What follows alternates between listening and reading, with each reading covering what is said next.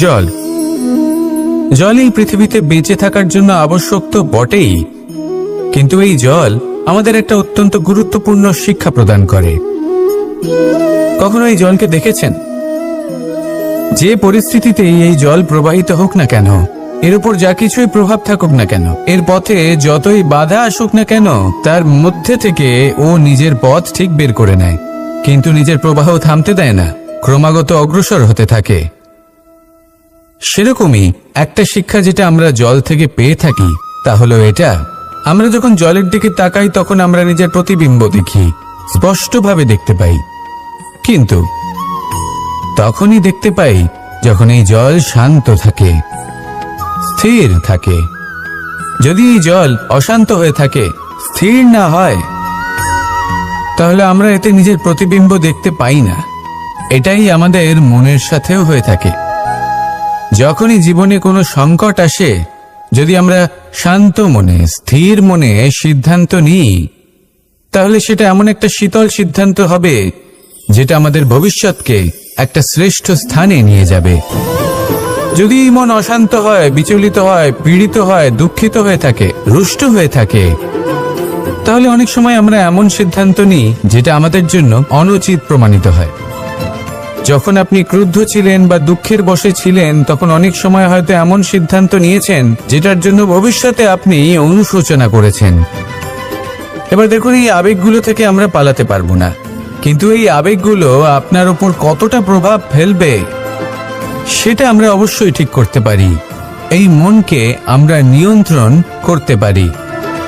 এটাই করুন, চিন্তা করুন, এই মনকে শান্ত রাখুন, স্থির হতে চেষ্টা করুন, আর তারপরে সিদ্ধান্ত নিন।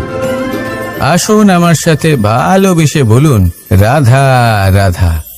আপনি কখনো পলাশ ফুল দেখেছেন? কি সুন্দর দেখতে, লাল রক্তবর্ণ, উজ্জ্বল, কিন্তু এতে কোনো সুগন্ধ নেই। সেই জন্য ওকে শুধু চোখ ভরে দেখতে ইচ্ছে করে। দেখবেন তাকে কিন্তু পুজোতে ব্যবহার করা হয় না, এই ফুল দিয়ে মালা বানানো হয় না। সেরকমই আমাদের জীবনে এমন অনেক ব্যক্তি রয়েছেন যাদেরকে সম্মান অর্জন করতে হয়। যদি আপনি কোনো উচ্চ বংশে জন্ম নিয়ে থাকেন এবং আপনার কাছে সবকিছু থাকে, ধন ঐশ্বর্য থাকে, সবকিছু আপনি আগে থেকেই পেয়ে গেছেন, তাও কিন্তু এই সংসার আপনাকে সম্মান দেবে না। ততক্ষণ পর্যন্ত দেবে না যতক্ষণ না আপনি নিজের অন্তরে গুণ জাগ্রত করছেন, শ্রেষ্ঠ কর্ম করছেন, নিজের অন্তরে ইতিবাচক মনোভাবের এই সুবাস জাগ্রত করছেন। যদি এসব কিছু করেন, তাহলে এই সংসার আপনাকে সম্মান দেবে। এবার এটা আপনার উপরে নির্ভরশীল যে আপনি কি পলাশ ফুলের মতো হতে চান, নাকি অন্য কোনো ফুল হয়ে উঠতে চান যার সুবাস আছে, যে নিজের সুবাস এই সারা পৃথিবীতে ছড়িয়ে দেয়। আসুন আমার সাথে ভালোবেসে বলুন, রাধা রাধা। এই সংসারে ভৌতিক বস্তুরও নিয়তি আছে। যারাই এই সংসারে আসে বা উৎপন্ন হয়, তারা কিছুমাত্র সময় পর্যন্তই এখানে থাকতে পারে, আর তারপরে সেও লুপ্ত হয়ে যায়, অর্থাৎ সে নিজেও এই পঞ্চমহাভূতে সমাহিত হয়ে যায়। আমাদের সাথেও ঠিক এটাই হয়। সেই জন্যই ঈশ্বর দ্বারা প্রদত্ত এই উপহারের বিষয়ে ভাবুন, এই জীবনের বিষয়ে ভাবুন। ঠিক যেমন বিশ্বাস ভঙ্গ হলে কোনো ব্যক্তি আমাদের কাছে অপরিচিত হয়ে যান, ঠিক সেরকমই শেষ নিঃশ্বাস ত্যাগের পর এই শরীরও আমাদের কাছে পরই হয়ে যায়। তাই এই শরীর থাকাকালীন শ্রেষ্ঠভাবে একে সদ্ব্যবহার করুন, এই জীবনে শ্রেষ্ঠ কর্ম করুন। আর এই জীবনকে শ্রেষ্ঠভাবে যাপন করার জন্য কিছু কথা বোঝা প্রয়োজনীয়। যদি আপনি কারোর প্রশংসা করেন, তাহলে পূর্ণ হৃদয় দিয়ে করুন। যদি আপনি হস্তক্ষেপ করে থাকেন, তাহলে মস্তিষ্ক দ্বারা করুন। যদি আপনি সমীক্ষা করেন, তাহলে বিবেক দ্বারা করুন। যদি আপনি ধন অর্জন করতে চান, তাহলে নীতি অনুসারে চলুন। যদি জীবনযাপন করতে চান, তাহলে রীতি মেনে করুন। আর যদি ঈশ্বরের ভজন করতে চান, তাহলে ভক্তিভাব নিয়ে করুন। শুধু এই কথা মনে রাখবেন যে আপনার এই জীবন কিন্তু অনিশ্চিত কাল পর্যন্তই আছে। কতক্ষণ আছে সেটা কেউ জানে না। তাই কিছু মুহূর্ত যেটা যাপন করতে আমরা এখানে এসেছি, সেখানে ক্রোধ, অহংকার, ঈর্ষা, এইসব আবেগের কি গুরুত্ব বলুন তো? এগুলো ত্যাগ করুন, মানুষকে ক্ষমা করতে শিখুন, আস্তে আস্তে বিশ্বাস করতে শিখুন, এই সংসারে নিঃস্বার্থভাবে প্রেম করতে শিখুন আর সবার মধ্যে আনন্দ বিতরণ করুন। তাই এই সব গুণ যদি আপনি আত্মসাৎ করতে পারেন, তাহলে আপনার জীবনে শুধু আনন্দ এবং আনন্দই বিরাজমান হবে। আসুন আমার সাথে ভালোবেসে বলুন, রাধা রাধা। আমরা সবাই পাথর দেখেছি, পর্বতও দেখেছি, শুকনো পাতাও দেখেছি, শ্যামল বনানীও দেখেছি। কখনো ভেবেছেন পাথরের অস্তিত্ব কিন্তু ততক্ষণ পর্যন্ত যতক্ষণ সে পর্বতের গায়ে আটকে থাকে। যখন সেই পর্বত থেকে সেই পাথর ভিন্ন হয়ে যায় ও নিজের অস্তিত্ব হারিয়ে ফেলে। আস্তে আস্তে কখনো পাথর কেটে বা কখনো পিষ্ট হয়ে সেই পাথর আস্তে আস্তে মাটিতে পরিণত হয় এবং পূর্ণরূপে নিজের অস্তিত্ব হারিয়ে ফেলে। এটাই পাতার সাথেও হয়। এই পাতা যতক্ষণ গাছের ডালের সাথে যুক্ত ততক্ষণ তার অস্তিত্ব থাকে। যখনই ডাল থেকে বিচ্ছিন্ন হয়, সেও নিজের অস্তিত্ব হারিয়ে ফেলে। আর এটাই আমাদের সাথেও হয়। যতক্ষণ আমরা নিজেদের আপনজনের সাথে যুক্ত থাকি, আমাদের অস্তিত্ব বজায় থাকে। যখন আপনজনদের সাথে সম্পর্ক ছিন্ন করি, তখন আমরাও আমাদের অস্তিত্ব হারিয়ে ফেলি। এবার এই সংসারের প্রত্যেক ব্যক্তি স্বতন্ত্র থাকতে চান, আর অনেক ব্যক্তি স্বতন্ত্র থাকবেন বলে আপনজনদের দূরে করে দেন আর তাদের সাথে এই সম্পর্ক ছিন্ন করেন। এটা কি সত্যি প্রয়োজন? আপনজনদের সাথে সম্পর্ক ছিন্ন করে নিজের অস্তিত্ব হারিয়ে ফেলা প্রয়োজনীয়, নাকি আপনজনদের সাথে সম্পর্ক বজায় রেখে নিজেদের স্বতন্ত্র করে রাখা সেটা আবশ্যক? নির্বাচন আপনারই। আসুন আমার সাথে ভালোবেসে বলুন, রাধা রাধা। আপনি কি কখনো নৌকা যাত্রা করেছেন? করে না থাকলেও নিশ্চয়ই দেখেছেন যে এই জল যা নিজের অন্তরে সব কিছু সমাহিত করে নিতে পারে, এই নৌকা সেই জলের ওপরেই ভেসে থাকে। নদীর স্রোত কাটিয়ে সে সামনে অগ্রসর হয়। কিন্তু যদি এই নৌকায় কোনো ছিদ্র হয়, তাহলে কিন্তু সেই নৌকা ডুবে যাবে। আর এতে কোনো তফাৎ হবে না যে সেই ছিদ্র ছোট নাকি বড়, নৌকা ডুবে যাবে। এই ছিদ্র হলো আমাদের জীবনে আমাদের অপগুণ, আমাদের দোষ, আমাদের বিকার। কখনো এটা ভাববেন না যে এই দোষ খুবই ছোট, হইতে কিছুই যাবে আসবে না। না, সেই ছোট দোষ, সেই ছোট বিকার যদি সেটাকে শুধরে না নেন, তাহলে সেটা আপনাকে আপনার পতনের দিকে নিয়ে যাবে। শেষ পর্যন্ত এটা আপনার উপর নির্ভরশীল যে আপনি কি চান। আপনার জীবনের এই নৌকা এভাবেই ডুবে যেতে দেখবেন, নাকি নিজেকে শুধরে নিয়ে সেই নৌকার সেই ছিদ্রটাকে ভরিয়ে তুলতে চাইবেন? নির্বাচন আপনার। আসুন আমার সাথে ভালোবেসে বলুন, রাধা রাধা। আমরা প্রত্যেকেই অবশ্যই এমন সময় দেখেছি যখন অনেকগুলো সমস্যা একসাথে আমাদের জীবনে এসে পড়ে। সমস্যা আমাদের প্রত্যেকের জীবনেই থাকে। আমরা তার সমাধান খুঁজতে চেষ্টা করি, কখনো সমাধান খুঁজে পাই, আবার কখনো যতই চেষ্টা করি না কেন কোনো সমাধান খুঁজেই পাই না। আর যখন এটা হয়, তখন মানুষ অত্যন্ত বিচলিত হয়ে পড়েন। নিজের আত্মীয় স্বজন, নিজের বন্ধু বা সংসার, এদের ওপরে এই দোষ চাপিয়ে দেন যে এদের জন্যই এই সমস্যা এসেছে। এবার যদি আমি আপনাকে কোনো পরামর্শ দিই, তাহলে এটাই বলবো যে দৃষ্টিভঙ্গি পাল্টে দেখুন। এই দৃষ্টিভঙ্গি দিয়ে দেখুন যে এই সংসারে যে সমস্যাই আসুক না কেন, তার জন্য কেউ দোষী নয়, না আপনি না অন্য কেউ। এই পুরো খেলাটাই আপনার মানসিকতা, আপনার দৃষ্টিভঙ্গি, আপনার মনের। কিভাবে বোঝাচ্ছি? যখন আমাদের মন শক্ত থাকে, তখন কঠিন থেকে কঠিনতর পরিস্থিতিও আমাদের জীবনে খুব বেশি হলে প্রতিস্পর্ধা হয়ে থেকে যায়।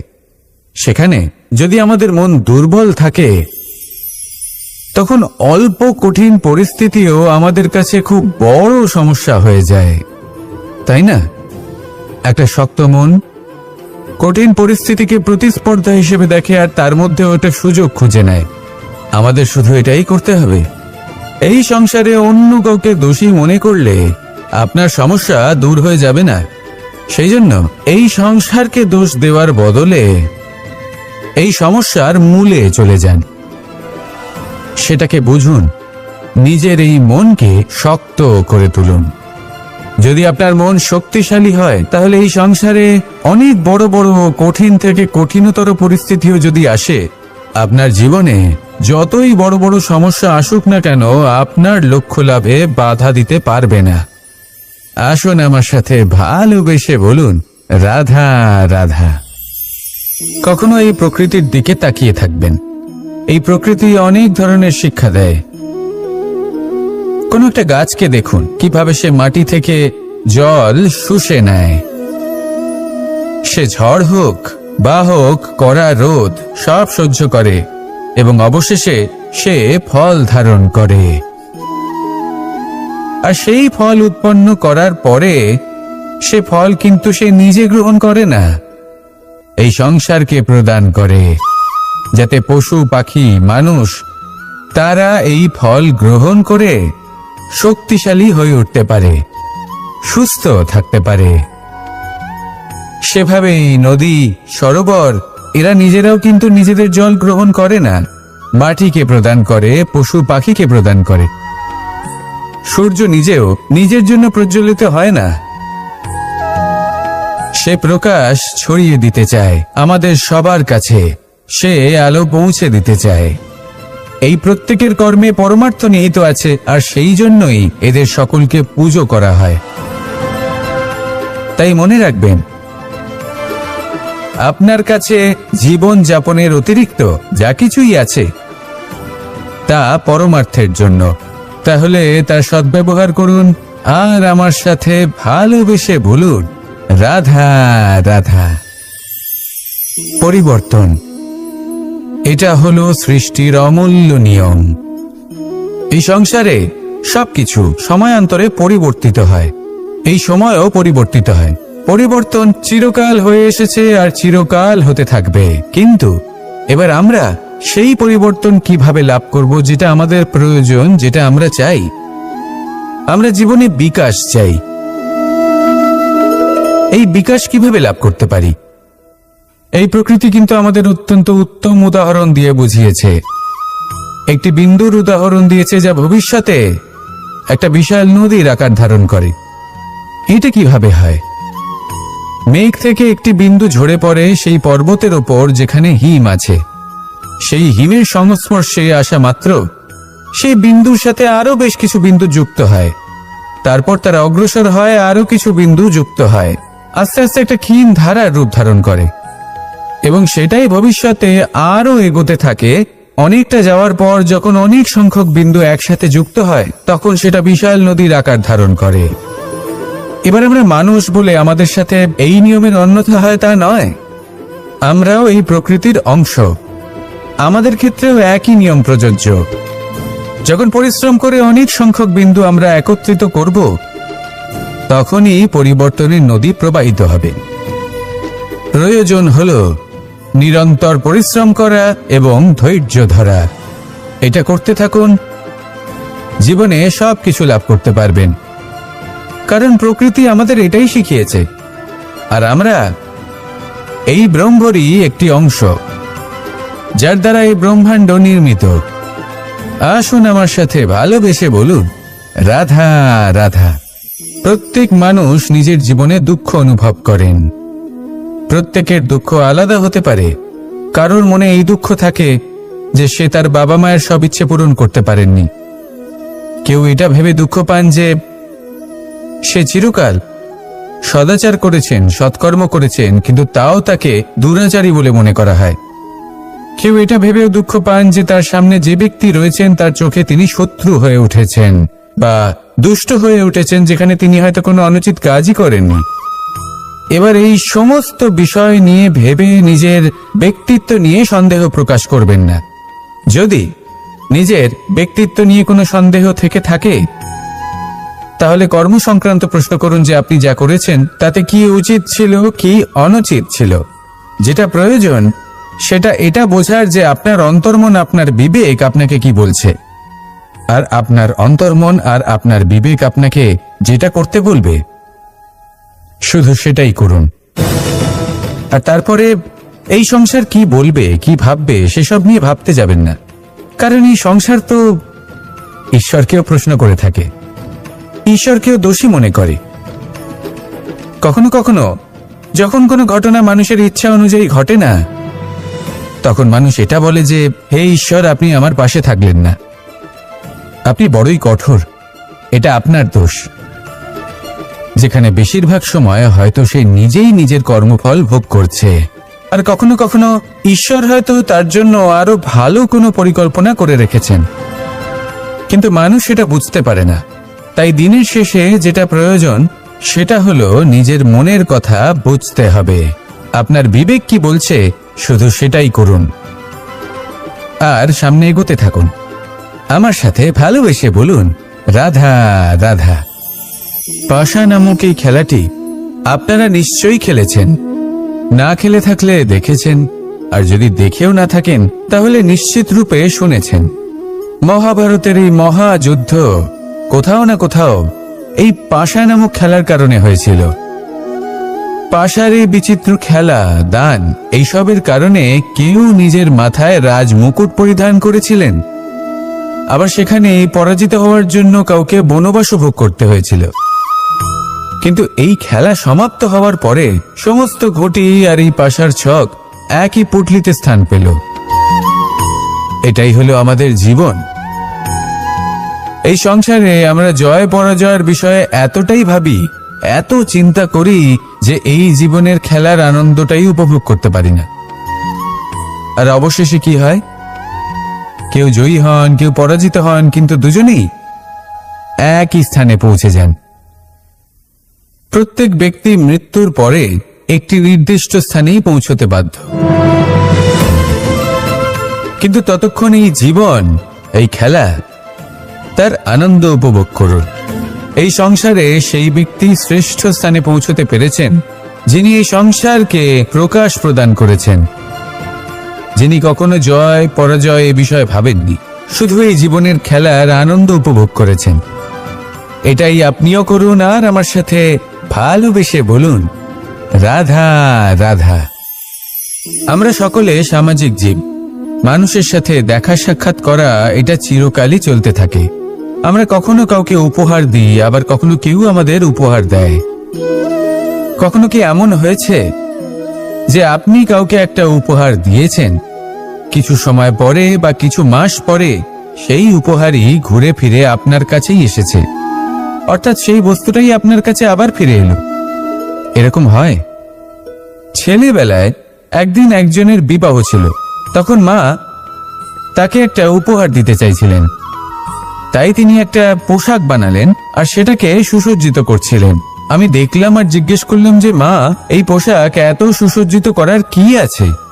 তখন মা বললেন যে কানাই, কখনো কাউকে এমনই উপহার দেবে, এমন প্রকারে দেবে যে সেটা যদি আবার ঘুরে ফিরে তোমার কাছে ফিরে আসে তাহলে যেন তোমার খারাপ না লাগে। এটাই কিন্তু হয় আমাদের ব্যবহারের সাথে, কর্মের সাথেও এবং আমাদের কথার সাথেও।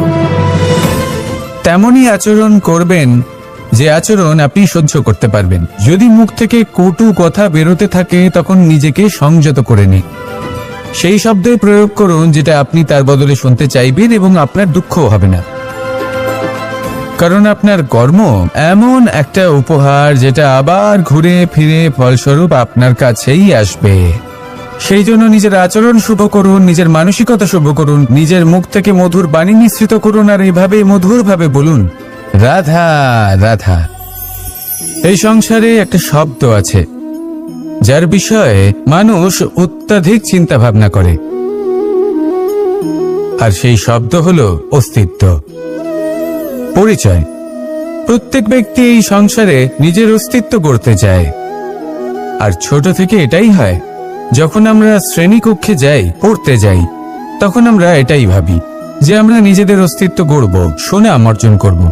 সকল ব্যক্তি যাতে এটাই বলে যে এই হলো সর্বশ্রেষ্ঠ ছাত্র, আর এটাই আমাদের পরিচয়। কার্যক্ষেত্রেও আমরা ঠিক এটাই চেষ্টা করি, পরিশ্রম করতে থাকি এবং ভবিষ্যতে গিয়ে আমরা নিজেদের পরিচয় খুঁজে পাই। পরিচয়ের সাথে সাফল্য আসে, আর সাফল্যের সাথে আসে অস্তিত্ব। আর যখন এই দুটি সংযুক্ত হয়, তখন মানুষ অসফলতার কথা ভেবে ভয়ভীত হয়ে পড়ে। আর এটা ভাবতে থাকে যে যদি আমি অসফল হই, তাহলে সেই পরিচিতির কি হবে, সেই নামের কি হবে, সেই সব কিছু যে আমি অর্জন করেছি তার কি হবে। সে ভয়ভীত হয়ে পড়ে, আর এই ভয়ের কারণে তার বিকাশ কোথাও না কোথাও অবরুদ্ধ হয়। সে শ্রেষ্ঠ কর্ম করা বন্ধ করে দেয় এবং শুধুই সুরক্ষিত থাকতে চেষ্টা করে। আর অসফল হলে তাতে ভয় পাওয়ার কোনো প্রয়োজন নেই, কারণ যখন আপনি সফল হন, তখনই সাফল্য আপনার পরিচয় এই সংসারের সাথে করায়। কিন্তু যখন আপনি অসফল হয়ে থাকেন, তখন এই অসফলতা এই সংসারের পরিচয় আপনার সাথে করায়, যা অত্যন্ত আবশ্যক। অসফলতা প্রত্যেকের জীবনেই আসবে, তার সম্মুখীন হন আর তার থেকে শিক্ষা লাভ করুন। কারণ যখনই আপনি অসফল হন, তখনই আপনার জ্ঞান চক্ষু উন্মুক্ত হয়। আসুন আমার সাথে ভালোবেসে বলুন, রাধা রাধা। আপনি কখনো পলাশ ফুল দেখেছেন? কি সুন্দর দেখতে, লাল রক্তবর্ণ, উজ্জ্বল, কিন্তু এতে কোনো সুগন্ধ নেই। সেই জন্য ওকে শুধু চোখ ভরে দেখতে ইচ্ছে করে। দেখবেন তাকে কিন্তু পুজোতে ব্যবহার করা হয় না, এই ফুল দিয়ে মালা বানানো হয় না। সেরকমই আমাদের জীবনে এমন অনেক ব্যক্তি রয়েছেন যাদেরকে সম্মান অর্জন করতে হয়। যদি আপনি কোনো উচ্চ বংশে জন্ম নিয়ে থাকেন এবং আপনার কাছে সবকিছু থাকে, ধন ঐশ্বর্য থাকে, সবকিছু আপনি আগে থেকেই পেয়ে গেছেন, তাও কিন্তু এই সংসার আপনাকে সম্মান দেবে না। ততক্ষণ পর্যন্ত দেবে না যতক্ষণ না আপনি নিজের অন্তরে গুণ জাগ্রত করছেন, শ্রেষ্ঠ কর্ম করছেন, নিজের অন্তরে ইতিবাচক মনোভাবের এই সুবাস জাগ্রত করছেন। যদি এসব কিছু করেন, তাহলে এই সংসার আপনাকে সম্মান দেবে। এবার এটা আপনার উপরে নির্ভরশীল যে আপনি কি পলাশ ফুলের মতো হতে চান, নাকি অন্য কোনো ফুল হয়ে উঠতে চান যার সুবাস আছে, যে নিজের সুবাস এই সারা পৃথিবীতে ছড়িয়ে দেয়। আসুন আমার সাথে ভালোবেসে বলুন, রাধা রাধা। এই সংসারে ভৌতিক বস্তুরও নিয়তি আছে। যারাই এই সংসারে আসে বা উৎপন্ন হয়, তারা কিছুমাত্র সময় পর্যন্তই এখানে থাকতে পারে, আর তারপরে সেও লুপ্ত হয়ে যায়, অর্থাৎ সে নিজেও এই পঞ্চমহাভূতে সমাহিত হয়ে যায়। আমাদের সাথেও ঠিক এটাই হয়। সেই জন্যই ঈশ্বর দ্বারা প্রদত্ত এই উপহারের বিষয়ে ভাবুন, এই জীবনের বিষয়ে ভাবুন। ঠিক যেমন বিশ্বাস ভঙ্গ হলে কোনো ব্যক্তি আমাদের কাছে অপরিচিত হয়ে যান, ঠিক সেরকমই শেষ নিঃশ্বাস ত্যাগের পর এই শরীরও আমাদের কাছে পরই হয়ে যায়। তাই এই শরীর থাকাকালীন শ্রেষ্ঠভাবে একে সদ্ব্যবহার করুন, এই জীবনে শ্রেষ্ঠ কর্ম করুন। আর এই জীবনকে শ্রেষ্ঠভাবে যাপন করার জন্য কিছু কথা বোঝা প্রয়োজনীয়। যদি আপনি কারোর প্রশংসা করেন, তাহলে পূর্ণ হৃদয় দিয়ে করুন। যদি আপনি হস্তক্ষেপ করে থাকেন, তাহলে মস্তিষ্ক দ্বারা করুন। যদি আপনি সমীক্ষা করেন, তাহলে বিবেক দ্বারা করুন। যদি আপনি ধন অর্জন করতে চান, তাহলে নীতি অনুসারে চলুন। যদি জীবনযাপন করতে চান, তাহলে রীতি মেনে করুন। আর যদি ঈশ্বরের ভজন করতে চান, তাহলে ভক্তিভাব নিয়ে করুন। শুধু এই কথা মনে রাখবেন যে আপনার এই জীবন কিন্তু অনিশ্চিত কাল পর্যন্তই আছে। কতক্ষণ আছে সেটা কেউ জানে না। তাই কিছু মুহূর্ত যেটা যাপন করতে আমরা এখানে এসেছি, সেখানে ক্রোধ, অহংকার, ঈর্ষা এইসব আবেগের কি গুরুত্ব বলুন তো?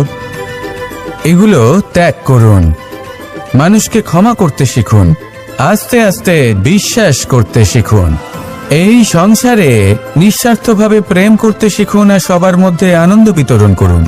তাই এই সব গুণ যদি আপনি আত্মসাৎ করতে পারেন, তাহলে আপনার জীবনে শুধু আনন্দ এবং আনন্দই বিরাজমান হবে। আসুন আমার সাথে ভালোবেসে বলুন, রাধা রাধা।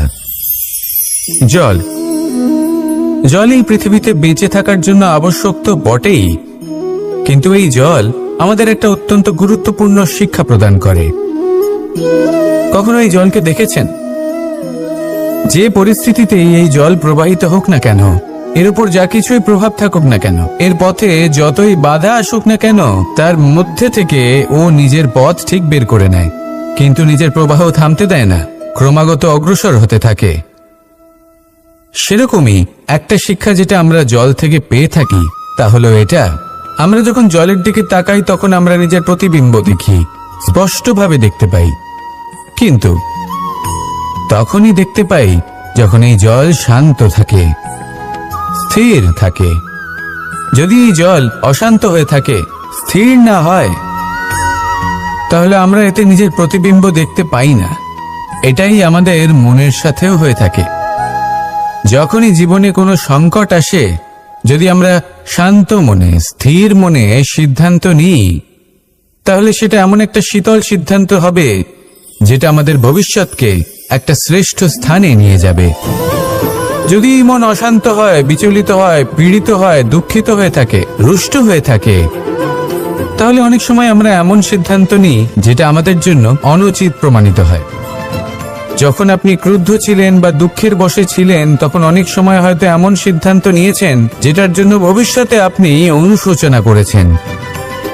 এবার দেখুন, এই আবেগগুলো থেকে আমরা পালাতে পারবো না, কিন্তু এই আবেগগুলো আপনার উপর কতটা প্রভাব ফেলবে সেটা আমরা অবশ্যই ঠিক করতে পারি। এই মনকে আমরা নিয়ন্ত্রণ করতে পারি। এটাই করুন, চিন্তা করুন, এই মনকে শান্ত রাখুন, স্থির হতে চেষ্টা করুন, আর তারপরে সিদ্ধান্ত নিন। আসুন আমার সাথে ভালোবেসে বলুন, রাধা রাধা। আপনি কি কখনো নৌকা যাত্রা করেছেন? করে না থাকলেও নিশ্চয়ই দেখেছেন যে এই জল যা নিজের অন্তরে সব কিছু সমাহিত করে নিতে পারে, এই নৌকা সেই জলের ওপরেই ভেসে থাকে। নদীর স্রোত কাটিয়ে সে সামনে অগ্রসর হয়। কিন্তু যদি এই নৌকায় কোনো ছিদ্র হয়, তাহলে কিন্তু সেই নৌকা ডুবে যাবে। আর এতে কোনো তফাৎ হবে না যে সেই ছিদ্র ছোট নাকি বড়, নৌকা ডুবে যাবে। এই ছিদ্র হলো আমাদের জীবনে আমাদের অপগুণ, আমাদের দোষ, আমাদের বিকার। কখনো এটা ভাববেন না যে এই দোষ খুবই ছোট, হইতে কিছুই যাবে আসবে না। না, সেই ছোট দোষ, সেই ছোট বিকার যদি সেটাকে শুধরে না নেন, তাহলে সেটা আপনাকে আপনার পতনের দিকে নিয়ে যাবে। শেষ পর্যন্ত এটা আপনার উপর নির্ভরশীল যে আপনি কি চান। আপনার জীবনের এই নৌকা এভাবেই ডুবে যেতে দেখবেন, নাকি নিজেকে শুধরে নিয়ে সেই নৌকার সেই ছিদ্রটাকে ভরিয়ে তুলতে চাইবেন? নির্বাচন আপনার। আসুন আমার সাথে ভালোবেসে বলুন, রাধা রাধা। আমরা সবাই পাথর দেখেছি, পর্বতও দেখেছি, শুকনো পাতাও দেখেছি, শ্যামল বনানীও দেখেছি। কখনো ভেবেছেন পাথরের অস্তিত্ব কিন্তু ততক্ষণ পর্যন্ত যতক্ষণ সে পর্বতের গায়ে আটকে থাকে। যখন সেই পর্বত থেকে সেই পাথর ভিন্ন হয়ে যায় ও নিজের অস্তিত্ব হারিয়ে ফেলে, আস্তে আস্তে কখনো পাথর কেটে বা কখনো পিষ্ট হয়ে সেই পাথর আস্তে আস্তে মাটিতে পরিণত হয় এবং পূর্ণরূপে নিজের অস্তিত্ব হারিয়ে ফেলে। এটাই পাতার সাথেও হয়। এই পাতা যতক্ষণ গাছের ডালের সাথে যুক্ত ততক্ষণ তার অস্তিত্ব থাকে। যখনই ডাল থেকে বিচ্ছিন্ন হয়, সেও নিজের অস্তিত্ব হারিয়ে ফেলে। আর এটাই আমাদের সাথেও হয়। যতক্ষণ আমরা নিজেদের আপনজনের সাথে যুক্ত থাকি, আমাদের অস্তিত্ব বজায় থাকে। যখন আপনজনদের সাথে সম্পর্ক ছিন্ন করি, তখন আমরাও আমাদের অস্তিত্ব হারিয়ে ফেলি। এবার এই সংসারের প্রত্যেক ব্যক্তি স্বতন্ত্র থাকতে চান, আর অনেক ব্যক্তি স্বতন্ত্র থাকবেন বলে আপনজনদের দূরে করে দেন আর তাদের সাথে এই সম্পর্ক ছিন্ন করেন। এটা কি সত্যি প্রয়োজন? আপনজনদের সাথে সম্পর্ক ছিন্ন করে নিজের অস্তিত্ব হারিয়ে ফেলা প্রয়োজনীয়, নাকি আপনজনদের সাথে সম্পর্ক বজায় রেখে নিজেদের স্বতন্ত্র করে রাখা সেটা আবশ্যক? নির্বাচন আপনারই। আসুন আমার সাথে ভালোবেসে বলুন, রাধা রাধা। আমরা প্রত্যেকেই অবশ্যই এমন সময় দেখেছি যখন অনেকগুলো সমস্যা একসাথে আমাদের জীবনে এসে পড়ে। সমস্যা আমাদের প্রত্যেকের জীবনেই থাকে, আমরা তার সমাধান খুঁজতে চেষ্টা করি, কখনো সমাধান খুঁজে পাই, আবার কখনো যতই চেষ্টা করি না কেন কোনো সমাধান খুঁজেই পাই না। আর যখন এটা হয় তখন মানুষ অত্যন্ত বিচলিত হয়ে পড়েন। নিজের আত্মীয় স্বজন, নিজের বন্ধু বা সংসার, এদের ওপরে এই দোষ চাপিয়ে দেন যে এদের জন্যই এই সমস্যা এসেছে।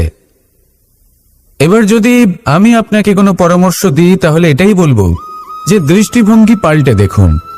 এই দৃষ্টিভঙ্গি দিয়ে দেখুন যে এই সংসারে যে সমস্যাই আসুক না কেন তার জন্য কেউ দোষী নয়, না আপনি না অন্য কেউ। এই পুরো খেলাটাই আপনার মানসিকতা, আপনার দৃষ্টিভঙ্গি, আপনার মনের। কিভাবে বোঝাচ্ছি?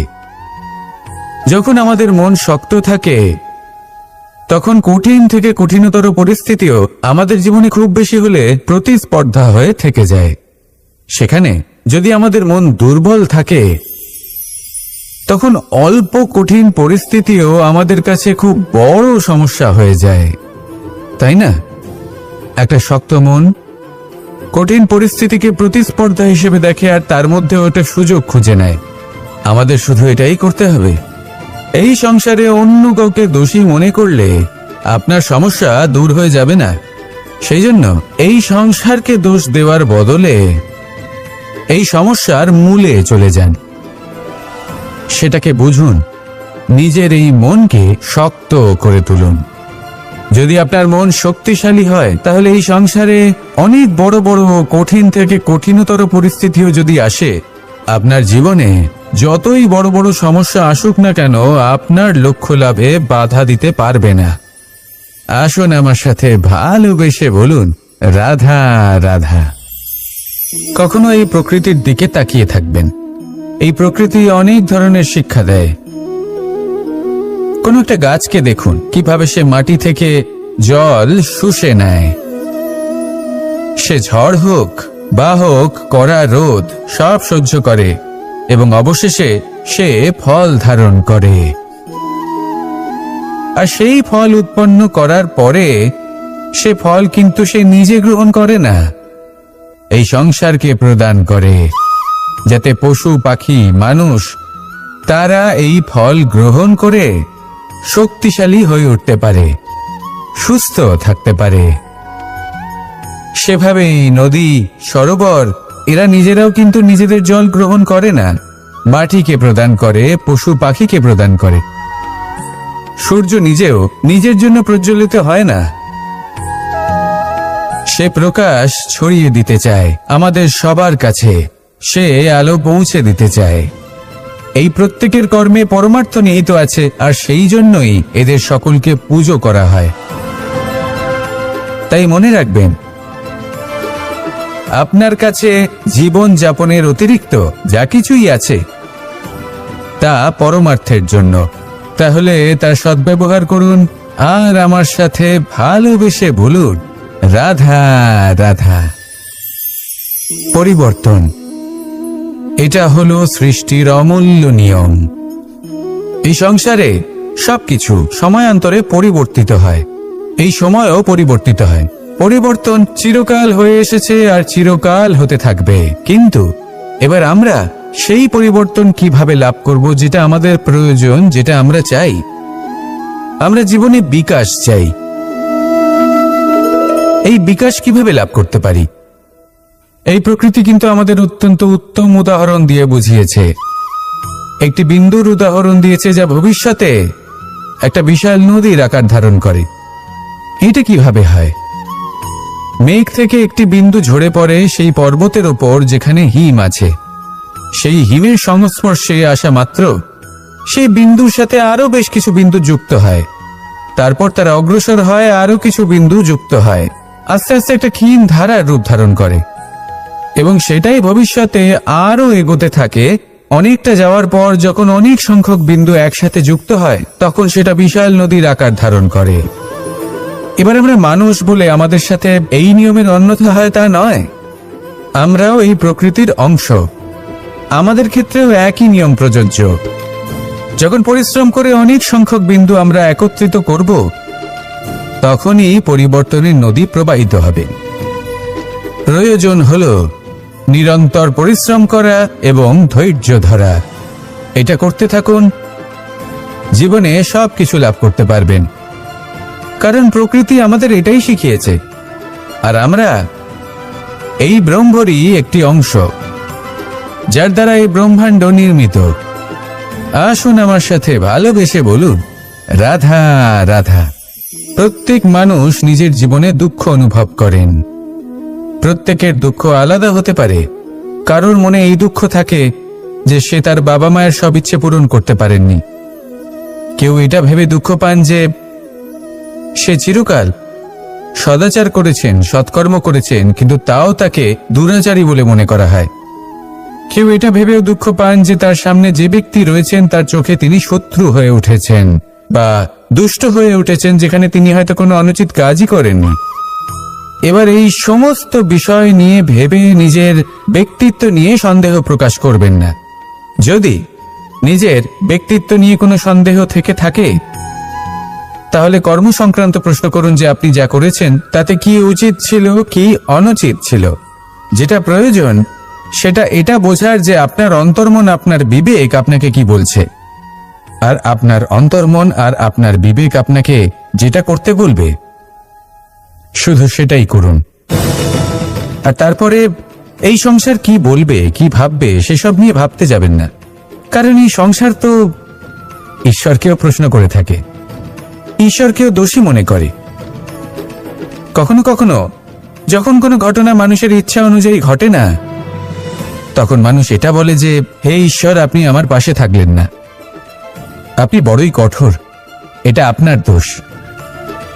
যেখানে বেশিরভাগ সময় হয়তো সে নিজেই নিজের কর্মফল ভোগ করছে, আর কখনো কখনো ঈশ্বর হয়তো তার জন্য আরো ভালো কোনো পরিকল্পনা করে রেখেছেন, কিন্তু মানুষ সেটা বুঝতে পারে না। তাই দিনের শেষে যেটা প্রয়োজন সেটা হলো নিজের মনের কথা বুঝতে হবে। আপনার বিবেক কি বলছে শুধু সেটাই করুন, আর সামনে এগোতে থাকুন। আমার সাথে ভালোবেসে বলুন, রাধা রাধা। পাশা নামক এই খেলাটি আপনারা নিশ্চয়ই খেলেছেন, না খেলে থাকলে দেখেছেন, আর যদি দেখেও না থাকেন তাহলে নিশ্চিত রূপে শুনেছেন। মহাভারতের এই মহাযুদ্ধ কোথাও না কোথাও এই পাশা নামক খেলার কারণে হয়েছিল। পাশার এই বিচিত্র খেলা, দান, এইসবের কারণে কেউ নিজের মাথায় রাজ মুকুট পরিধান করেছিলেন, আবার সেখানে পরাজিত হওয়ার জন্য কাউকে বনবাস ভোগ করতে হয়েছিল। কিন্তু এই খেলা সমাপ্ত হওয়ার পরে সমস্ত ঘটি আর এই পাশার ছক একই পুটলিতে স্থান পেল। এটাই হলো আমাদের জীবন। এই সংসারে আমরা জয় পরাজয়ের বিষয়ে এতটাই ভাবি, এত চিন্তা করি যে এই জীবনের খেলার আনন্দটাই উপভোগ করতে পারি না। আর অবশেষে কি হয়? কেউ জয়ী হন, কেউ পরাজিত হন, কিন্তু দুজনেই একই স্থানে পৌঁছে যান। প্রত্যেক ব্যক্তি মৃত্যুর পরে একটি নির্দিষ্ট স্থানেই পৌঁছতে বাধ্য, কিন্তু ততক্ষণ এই জীবন, এই খেলা, তার আনন্দ উপভোগ করুন। এই সংসারে সেই ব্যক্তি শ্রেষ্ঠ স্থানে পৌঁছতে পেরেছেন যিনি এই সংসারকে প্রকাশ প্রদান করেছেন, যিনি কখনো জয় পরাজয় এ বিষয়ে ভাবেননি, শুধু এই জীবনের খেলার আনন্দ উপভোগ করেছেন। এটাই আপনিও করুন, আর আমার সাথে ভালোবেসে বলুন, রাধা রাধা।